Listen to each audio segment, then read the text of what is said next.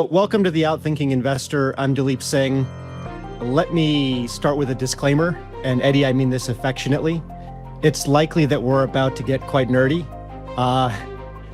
The two of us, my guest is Eddie Fishman, and the two of us have been discussing the practice, the pitfalls of economic warfare for over a decade, I think. We've debated it in classified settings, at think tanks, in private, with foreign counterparts, but never the two of us, just the two of us on a podcast. So for our listeners, if that sounds like your idea of a good time, you're in the right place for the next 30 minutes. And if not, I promise it still matters, whether you're an investor, a policymaker, or just a citizen that cares about peace and prosperity. So with that, let me introduce Eddie. Eddie is Senior Fellow and Director of the Greenberg Center for Geoeconomic Studies at the Council of Foreign Relations. He's also an adjunct professor at Columbia University's School of International and Public Affairs, SIPA, a former State Department sanctions architect, and as most people know him, the author of Chokepoints, American Power in the Age of Economic Warfare, which is a New York Times bestseller. It's become, I think, in the span of a year, one of the defining works on economic statecraft in our time. So Eddie, thanks for coming on the show and welcome. My pleasure. Thanks for having me, Daleep.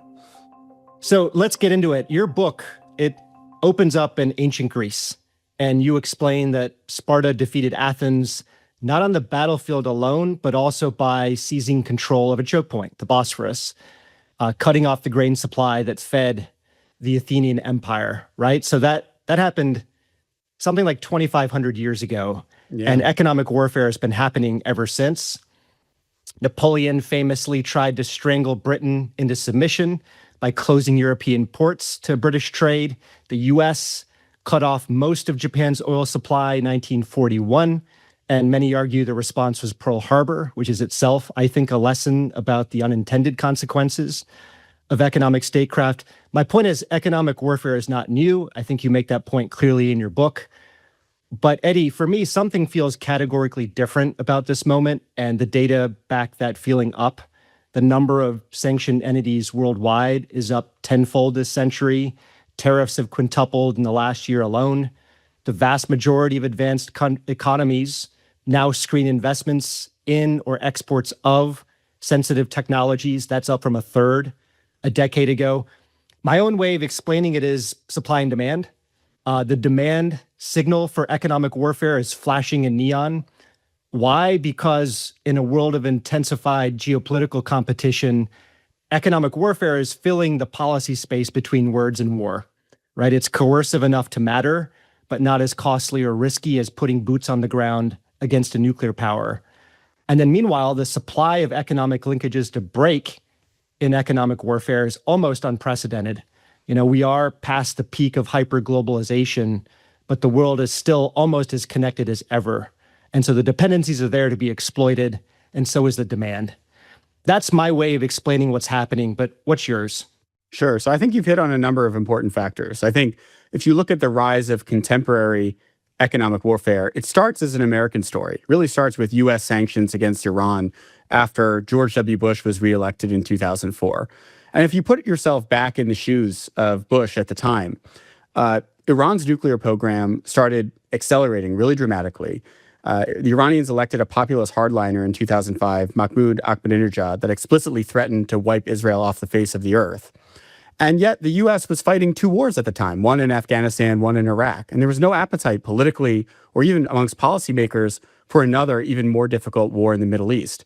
So I think there was this, maybe push factor, which was, well, we don't want to fight another war. Let's figure out something else. And that's why, some of our predecessors in government, like Stuart Levy, really the modern architect of financial warfare, came upon sort of using the dollar as a choke point. But I want to touch on one other thing you mentioned, because it is true that economic warfare is as old as history. I actually studied ancient Greece in college, so it gave me a good excuse in Chokepoints to write about the Peloponnesian War. I never thought I'd have that opportunity outside of a classroom setting. But look, there is something that has changed. The new age of economic warfare is different from economic warfare for the previous thousands of years that came before. And the way I can illustrate that is look at economic warfare in the 1990s. The canonical case of economic war in the 1990s was the UN embargo against Saddam Hussein's Iraq. It was put in place in August of 1990. It stayed in place all the way until 2003. The main goal was to stop Iraq from selling oil on the global marketplace. The way that that was actually implemented was through a multinational naval blockade. So for that entire 13-year period, over 20 navies, commanded by a U.S. admiral, patrolled the Persian Gulf 24/7, interdicting Iraqi tankers.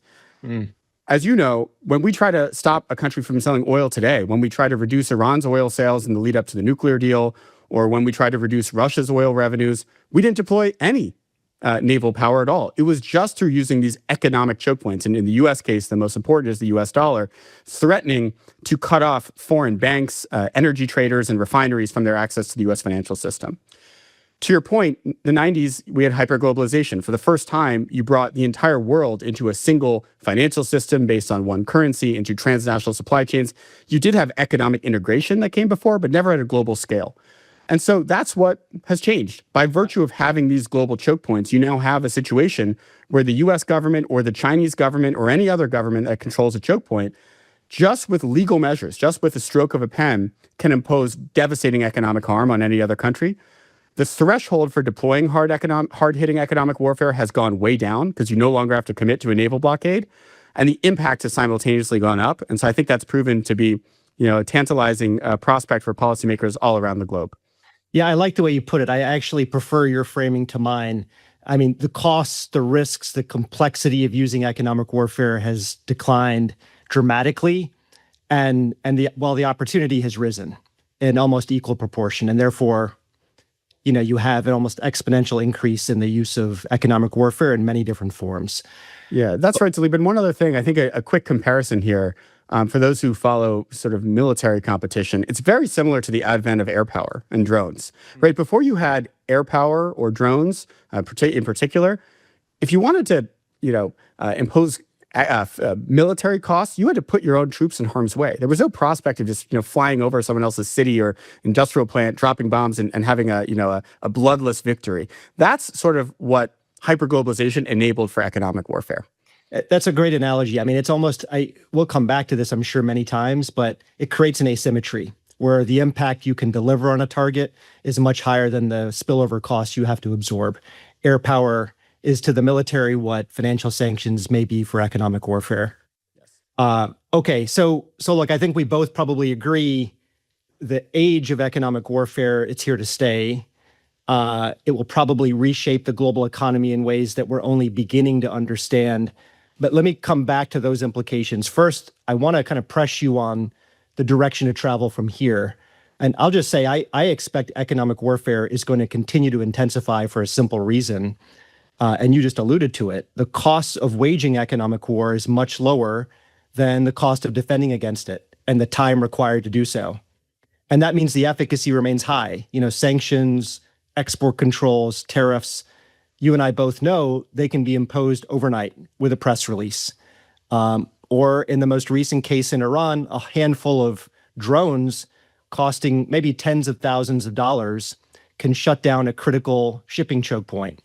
But, on the defense side, building defense against choke points, whether it's resilience in rare earth supply chains or reshoring semiconductor fabs, or building a more reliable energy base, those are national projects that take years, maybe decades, and probably hundreds of billions of dollars. And so the path of least resistance in a world of more intense geopolitical competition is that conflict will increasingly play out in the arena of economics. That's my view, but do you buy that framing? Oh, definitely. I think that we are going to see economic warfare continue to proliferate until you have a fundamentally different global economic system.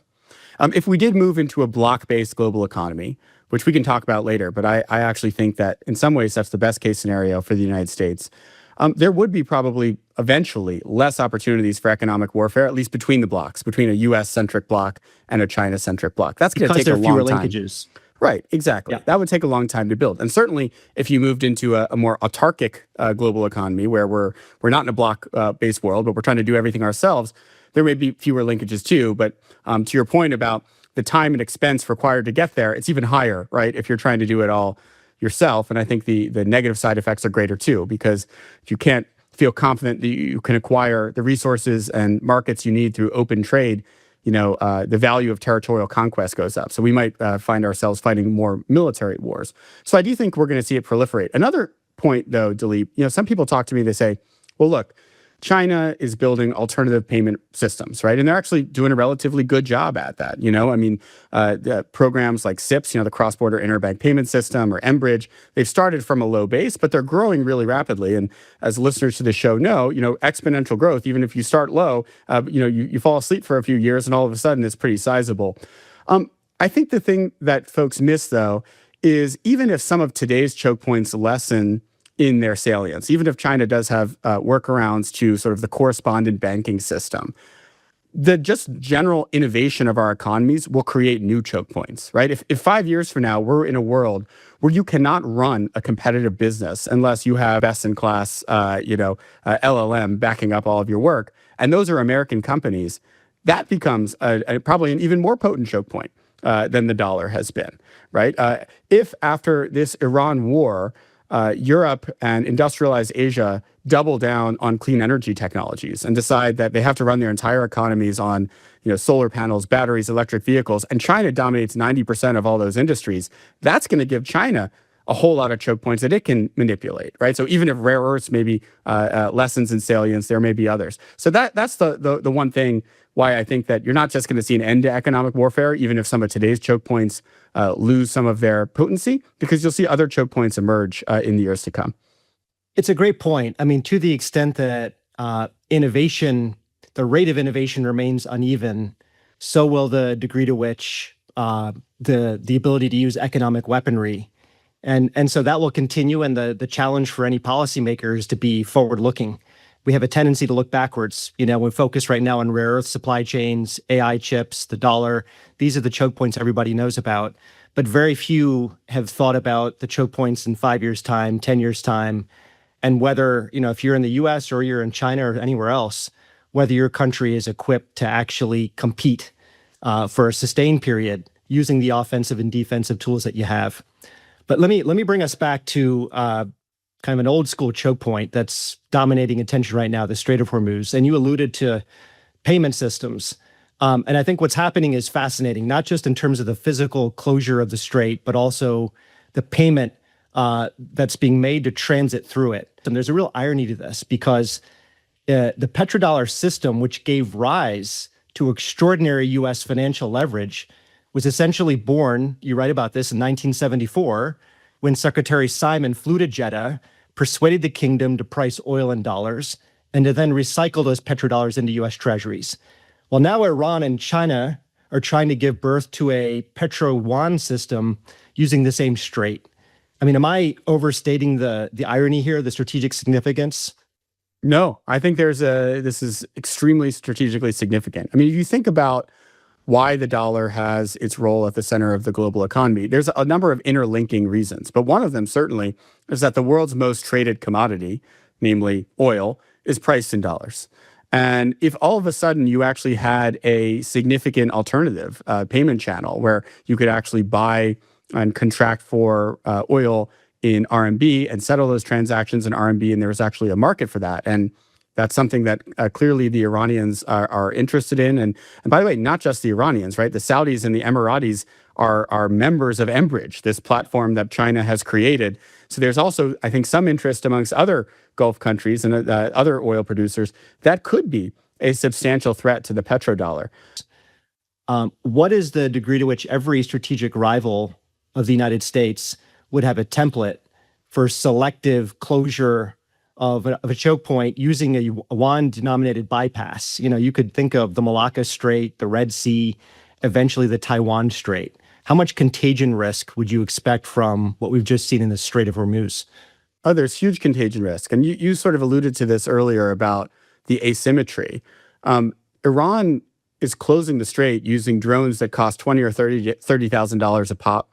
And cheap missiles, and they've only struck a small handful of ships. It's not like they're striking every commercial vessel.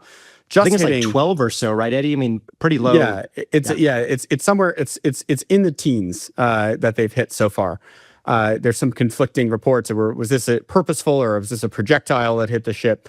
But anyway, that's been enough to change the risk calculus of the entire global shipping industry. And you think about it, there's before the war, 140 commercial vessels cleared the strait every day. So if you didn't have the war, you would have had thousands and thousands of ships clear over the last month. And yet just hitting a dozen or so ships was enough to change the risk calculus of the shipping industry. And if Iran actually is then allowed to institutionalize its control of the Strait of Hormuz, and I think, by the way, we're not going to know that for months, whether they actually succeed at that. And they have every incentive to, because it could, if they're actually charging $2 million a ship, if you do the math, it's close to $100 billion a year in revenue. So there's a big incentive. Double, triples the export revenue pre-war. Yeah, it's a huge. Yeah, it would fundamentally change Iran's prospects as an economy and as a global power. So they have every incentive to do it. But let's say they do institutionalize that. Yeah, why wouldn't other countries think about monetizing choke points? We're not even talking about weaponizing it; it's monetizing these choke points, right? I mean, you could argue that you could even see that something like this take place with respect to economic choke points, right? Sure. In October of last year, the Chinese proposed this new export control regime where any product with more than 0.1% of Chinese rare earths had to get a license from China first before it could be exported, right? Ultimately, they suspended it for a year as part of the deal, the truce that they struck with that Xi struck with Trump in October of last year. But you could imagine them saying, okay, actually, we're going to institute this, but the license isn't going to be our discretion. You're just going to have to pay us a fee, right? I mean, you could start seeing that. Eddie, arguably, that's the monetization of AI chips is what the United States did last year. Right. Taking a 25% cut from NVIDIA to license H200 chips, that's qualitatively quite similar. I agree. So let's actually dwell on this point about the potency of choke points. I mean, I think here again we probably are largely in agreement. I've always felt the most powerful pressure points, the most powerful choke points are where a country imposing the sanction or the export control or the tariff, where they're exploiting an economic asymmetry. So where the country imposing the sanction produces a dominant share of something the target needs and can't easily replace at pace and scale, either from domestic production or from a third country. I would also say the potency of exploiting the choke point is a function of the target's tolerance for economic pain. And so if the target's population can absorb the shock, or if the target is governed by an autocrat that can suppress the political backlash from the exploitation of the choke point, then the potency is weaker. And this is actually where I think the United States has been at a strategic disadvantage, because no US president has been willing to say clearly and convincingly, we may be in a prolonged period of geoeconomic competition. The shocks are going to keep coming. They will cause pain, but it's worth it because the alternative of going to war with a nuclear armed rival is far worse. That's just not an easy message to sell. It's not going to win hearts and minds. And I think it speaks to the limits of uncontrolled economic warfare in a democracy. Do you agree? Yes, I do. One, just to back up to your first point about what a choke point is, and then I'll get to this question about political will, because I think they tie in. So I think you really need three criteria for something to be a choke point, because this word is thrown out all the time, but I think we need to have some discipline around it. One, a country or coalition of close allies needs to have a dominant market share. Ideally, you're a monopolist. Ideally, you've got 90% or more, like the dollar and foreign exchange transactions or China's rare earths. But if you have enough of a market share that it's market moving, price moving, like the Strait of Hormuz, the oil market, 20% is plenty, right? You need that. Mm-hmm. Two, it needs to be really hard to substitute, right? We saw in early 2020, we imported over 90% of our medical masks. China imposed export controls and we all panicked, right? We said, we can't wear masks. We have to give them all to the doctors and nurses. Well, guess what? Within a month, we quadrupled our production of N95 masks and we didn't have any shortages. Eddie, you mean either from domestic production or from a third country? Somewhere else, anywhere else, right? This is why the dollar is so tough, right? You can't, the Chinese have been trying to internationalize the RMB since the financial crisis, and they haven't gotten all that far, right? Rare earths, it's not rocket science, it's not technologically complex, but it's capital intensive, it's environmentally destructive, and it takes time, right? I think in the best case scenario, it'll take us years to develop workarounds to Chinese rare earths. So you need a really difficulty to substitute is criteria 2.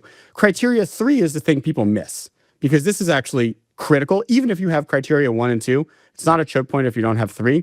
And three is you have to be able to weaponize this capacity with asymmetric harm, Yes. imposing much more harm on the adversary than yourself. If you don't have this, it's not a choke point. I'll give you a great example. I've done a ton of trips in the last year to Canada. The Canadians are very interested in this concept of choke points for reasons you might imagine, right? They're very nervous about the U.S. You think about their trade relationship to the U.S. They sell 75% of their exports to America. That's clearly a dominant market share. There's no chance that they can substitute the U.S. market in any reasonable time frame. Most of those exports are fixed oil and gas pipelines that are going to take years to divert, and even so, it wouldn't really make sense for them to sell to other markets. I think Carney, who has an ambitious objective, is like, we need to reduce this to 60% in the next decade, right? So they're still going to be heavily dependent. And yet still, I don't think U.S. tariffs are a choke point that we can weaponize against Canada, because we cannot impose punitive tariffs, embargo-level tariffs on Canada without sending our own economy into a recession. We can't. I mean, if we impose it's the same with sanctioning Russian energy. The impact on Russia relative to the spillover cost absorbed, that ratio, not good.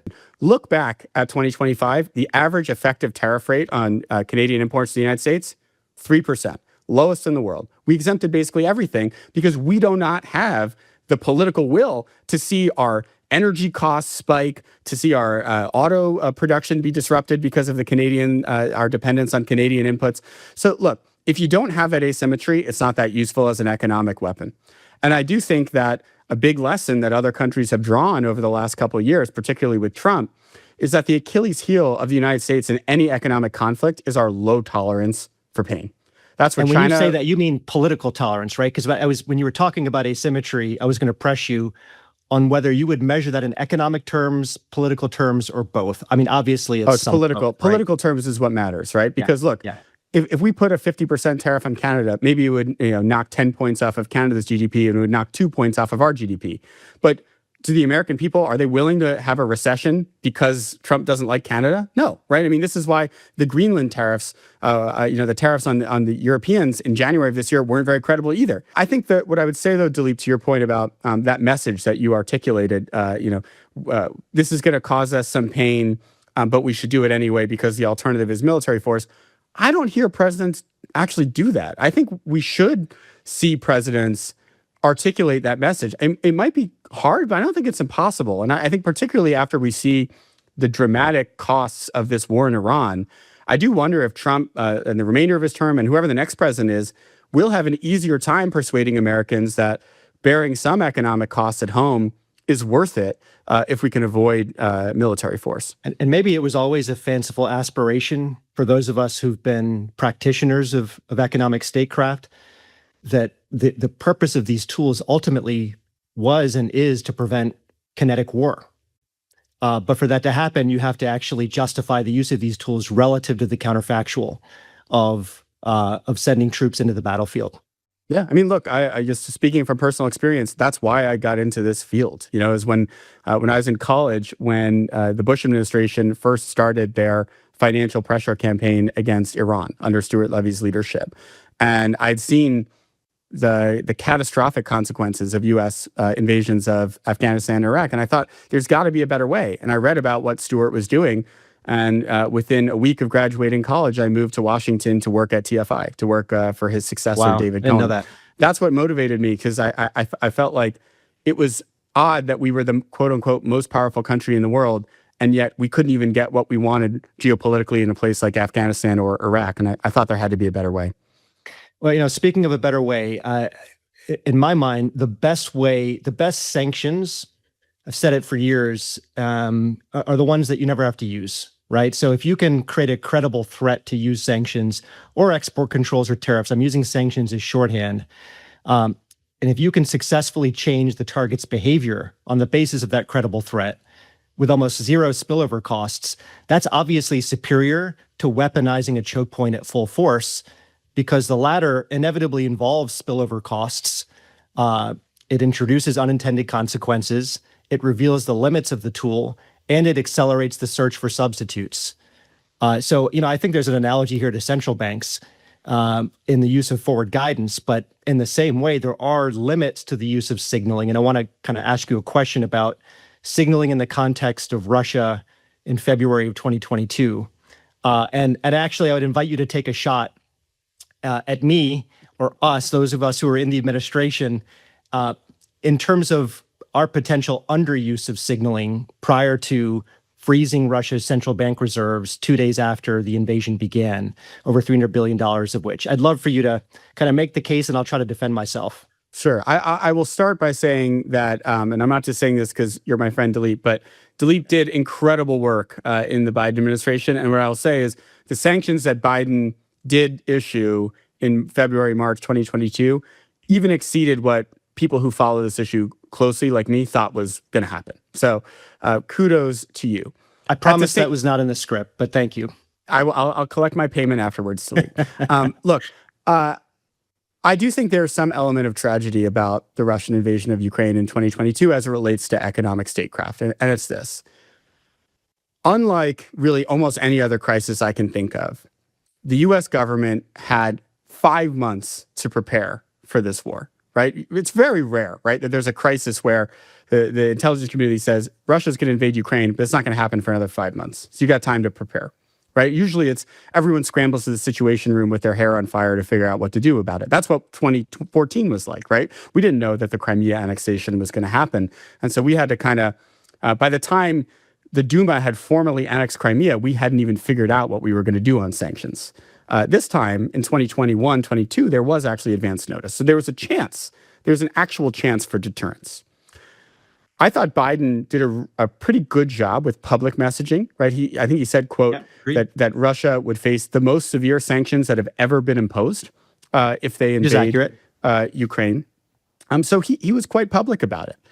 And yet I think there's still an element that we should question, because the most important sanction that we did was the sanctions on Russia's central bank that happened, 48, 72 hours after the war started. And when those sanctions were imposed, half of Russia's reserves were sitting in Western bank accounts. Half.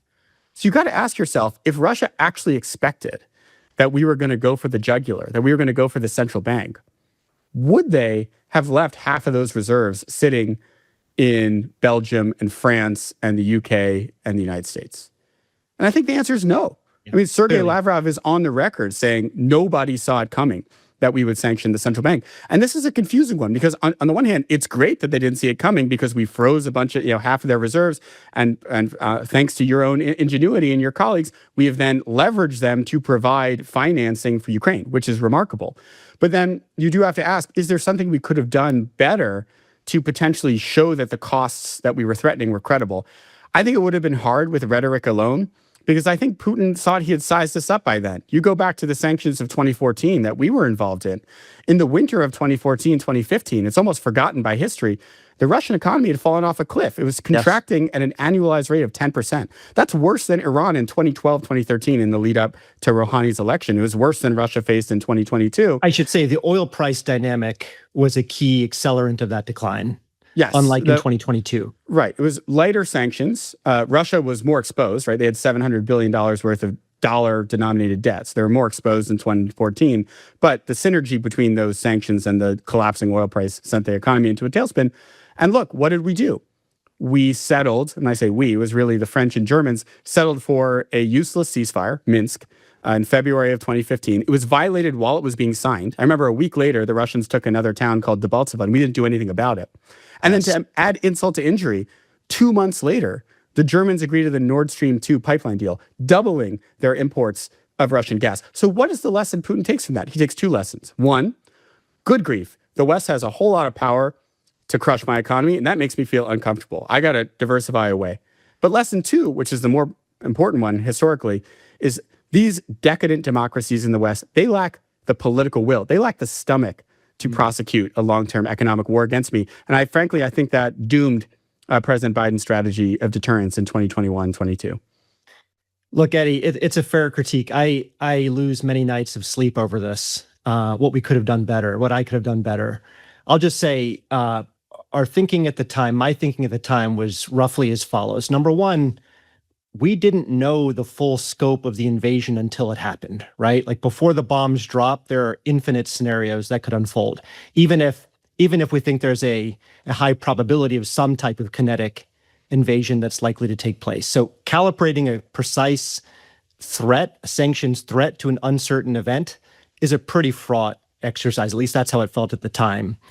Second, and really importantly, we didn't have consensus within the G7, let alone within the US government, on how to respond to every invasion scenario. And three, I mean, one risk I really worried about was front running coming from the financial markets. Putin could have moved his $300 billion plus of central bank reserves in Europe at the touch of a button. Finance is the most mobile industry in the world. And so telegraphing the freeze could have just been an invitation to the target, to Putin, to preemptively blunt America's leverage. And then lastly, there are often no economic disincentives that would dissuade an autocrat who's hell-bent on a land grab. And I think, Putin, he wasn't doing a discounted cash flow analysis. He was trying to restore the glory of Peter the Great. But I mean, look, we'll have to continue to think about what's the optimal use of signaling and economic statecraft in the same way that central banks have learned over the years.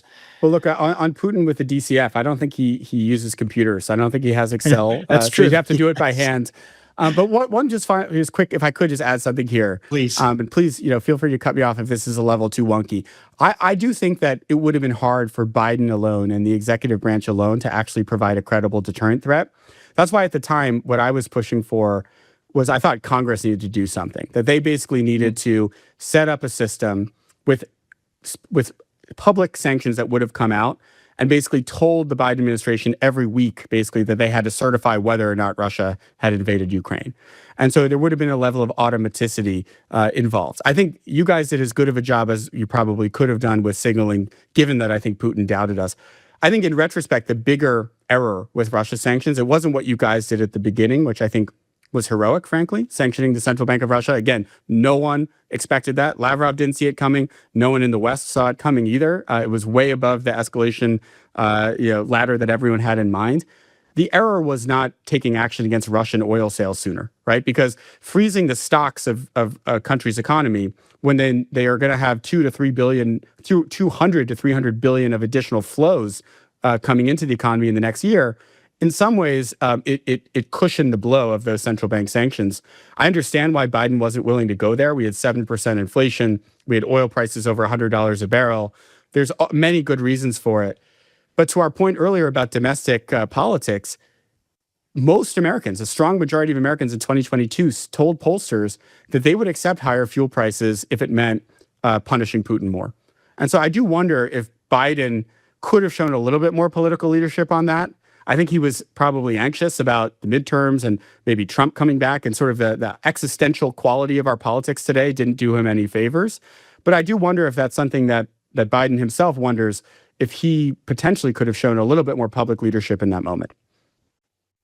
Yeah, look, we'll probably never know. But I mean, I think figuring out how to use economic statecraft, even in the absence of an asymmetric advantage, is another area in which future practitioners who probably spend a lot of time game planning. Let me change our conversation from offense to defense. We've been speaking a lot about how you play offense with economic weaponry. And I would say the US has a formidable offensive arsenal, but a much weaker defensive posture. We've both been alluding to this. And so if you look at the vulnerabilities to China's dominance in ships and cars and drones and APIs and graphite, processed minerals, everyone has a long list. These are all latent risks the US has known about for years, but it still hasn't significantly mitigated, if you ask me. Now, the policy reflex is industrial policy. That's what the CHIPS Act was all about. Same with the IRA. Also, the MP materials deal under this administration, the Intel equity injection. My concern, and I'd like to kind of get your response to this, is that America's drive to rebuild productive capacity, it's still too slow, it's still too small, it's still too unilateral relative to the speed at which adversaries can exploit existing vulnerabilities. It's why I've been a big advocate of more institutional capacity, less improvisation. So a strategic investment fund, much like the Reconstruction Finance Corporation rebuilt the arsenal of democracy in the early 1940s, or a strategic resilience reserve to broaden the mandate of the Strategic Petroleum Reserve to cover a wider range of vulnerabilities. Do you agree with where I'm going on industrial policy? And what would you say should be the role of allies and partners in that process? Oh, I definitely agree. I think when you look at US controlled choke points versus Chinese controlled choke points, there's a key difference. And I think this helps illuminate why industrial policy is important. The Chinese controlled choke points that you mentioned, whether it's critical minerals, advanced pharmaceutical or active pharmaceutical ingredients, APIs, solar panels, what do they have in common? They're low margin industries, right? They're industries that in a free market environment like the United States, private capital isn't going to naturally allocate to, right? They're industries that we used to control when it was more profitable, before it was relatively commoditized, and then we decided we could move on to do more profitable things. You look at America's choke points, like NVIDIA, advanced semiconductors. They're incredibly profitable, right? And part of that gives me a little bit of comfort in that I think our choke points are harder to replicate than the Chinese, because the barrier to replicating the Chinese choke points is capital. It's not ingenuity, right? But it also tells you that what our strength is as being a free market economy, a competitive economy, also means that we can't just trust market forces alone to sort of provide us with the economic security we need. What that tells me is you do need a bigger role for the state, right? It's very clear, to our point earlier in the conversation, we're living in an age of economic warfare. This is only going to continue. And if anything, I think our adversaries are building up their offensive capabilities, faster than we are, because they're starting from a lower base, right? We've been innovating on this front since the mid 2000s. They've really just gotten started. The Chinese really just got started in 2017 or 18, right after the Lighthizer launched his Section 301 investigation. So I think that this is going to be with us. The government needs to play a role. I think the key question is, what kind of a role does the government play? I don't think we should try to out-China China.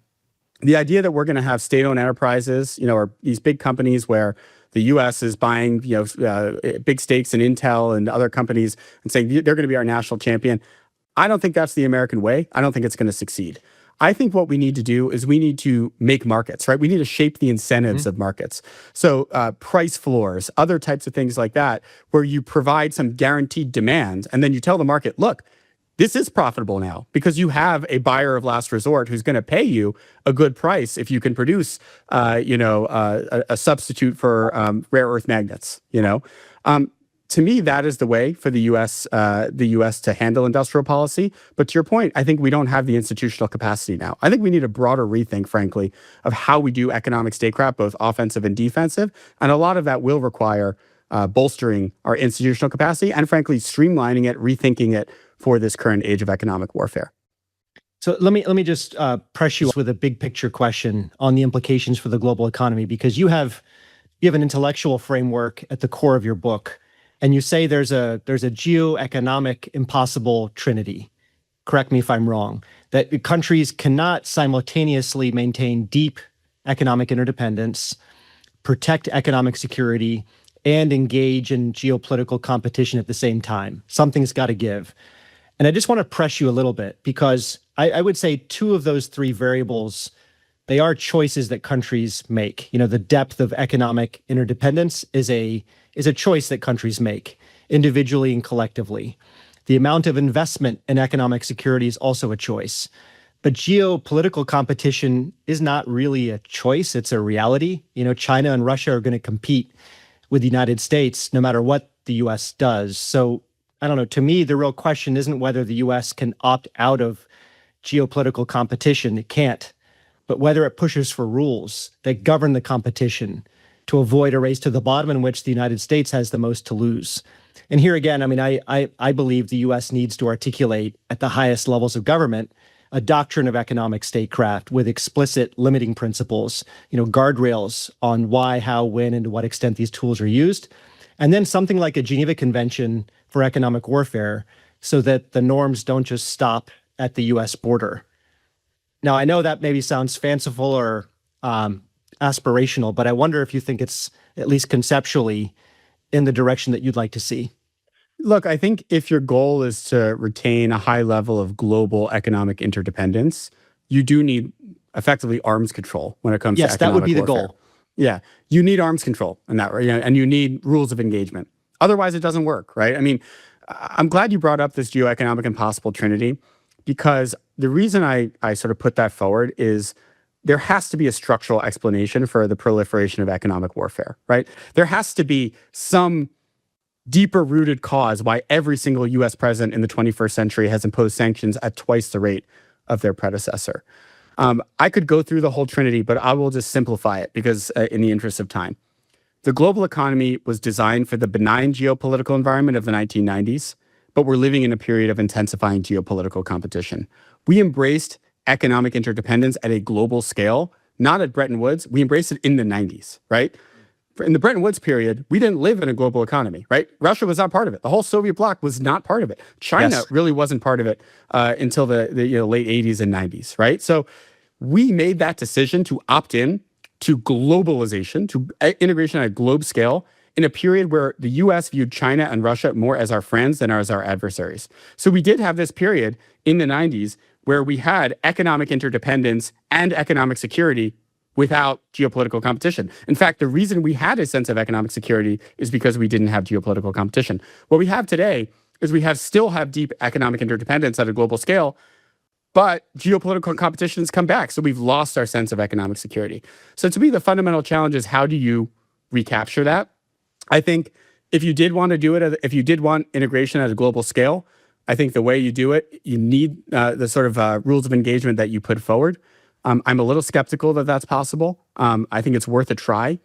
I think the other way you do it is you do make a concerted effort to build a block-based global economy, because this trinity exists within groups of countries, right? You could have a different trinity within the West than exists at the global scale. That's how it was during the Cold War, right? The trinity within the West was you had no geopolitical competition between the U.S. and Western Europe, but you did have interdependence, and we still had a sense of economic security. So I think that's the alternative, right? The alternative is you either reduce economic interdependence substantially to the point that we recapture our sense of economic security, or to your point, and I would argue is maybe a sense of dampening geopolitical competition, is you come to some sort of agreement with Russia and China. And by the way, I think that's kind of what Trump wants to do. I don't think he views it in the sort of elegant way that you put it, which is rules of engagement. But I think Trump would be totally fine, by the way, with global economic integration and cutting deals with Russia and China. I'm a little skeptical that will be to the benefit of the United States and the rest of the world. But there are people who advocate for that approach. Yeah, and just so I don't sound completely ridiculous to listeners, what I'm arguing for is a coalition of the willing, not necessarily universal rules at the outset, but more coordination among countries that actually control choke points. And so just like with the Geneva Convention, you have to start small. People forget there were actually 4 Geneva Conventions. It started in 1864 by establishing the neutrality of medical personnel. And maybe there's an analogy that could start with establishing a red line for sanctioning food and medicine or information. Congress has already codified those restrictions on the U.S. Maybe other countries could agree to those restrictions as well. Yeah, I agree. And actually, I think even in the narrow case of the United States, I think there's a lot of room for Congress to build further guardrails in terms of how the president can use economic warfare, right? Food, medicine, medical devices are pretty narrow categories. One thing I'd like to see, frankly, I think there should also be a restriction on imposing financial sanctions on treaty allies. By the way, U.S. can impose sanctions on food, medicine, medical devices, informational materials, but you need Congress to do it, right? The president can't do it unilaterally. That's what we saw with TikTok, right? That was considered an informational material, but you could ban it if Congress actually passes a law to do so. I think we should have that same threshold for imposing sanctions on a member of NATO. And normally I wouldn't think that was something that needed to be said, but just a few weeks ago, President Trump did threaten a trade embargo on Spain. And so I do worry that that's something that could happen without the requisite guardrails. Yeah, hear, hear. Even in conflict, humanity needs rules. Let me get you out of here on this question, Eddie. So in your field, I ask this of everyone, whether you consider that field to be economic statecraft or geoeconomics, you decide. What is the one widely held belief that you just think is flat wrong? I am 100% in favor of a block-based global economy. If I said that in front of the folks at the IMF, they would say, goodness gracious, this is terrible. I think the managing director of the IMF wrote a piece in Foreign Affairs 2 years ago or 3 years ago about the dangers of economic fragmentation. To me, I love economic fragmentation. We just need to do it in a coordinated fashion, right? I don't think it makes sense, frankly, as an American, for my livelihood to depend on China's willingness to sell me rare earth minerals. That doesn't make me feel good, right? I don't like that. I want to see the United States build a big block of allies, including our allies in North America, in Europe, in Asia, and have less interdependence with China. To me, that would be a better economy than globalization. And for even the economists who say, well, that's inefficient, right? And look, economic theory says the bigger the market and the more the participants, the better the efficiencies. You'd rather have globe scale integration. Daleep, you tell me, what were the decades where the US economy grew the fastest? Do you know? Well, I would probably say the 60s.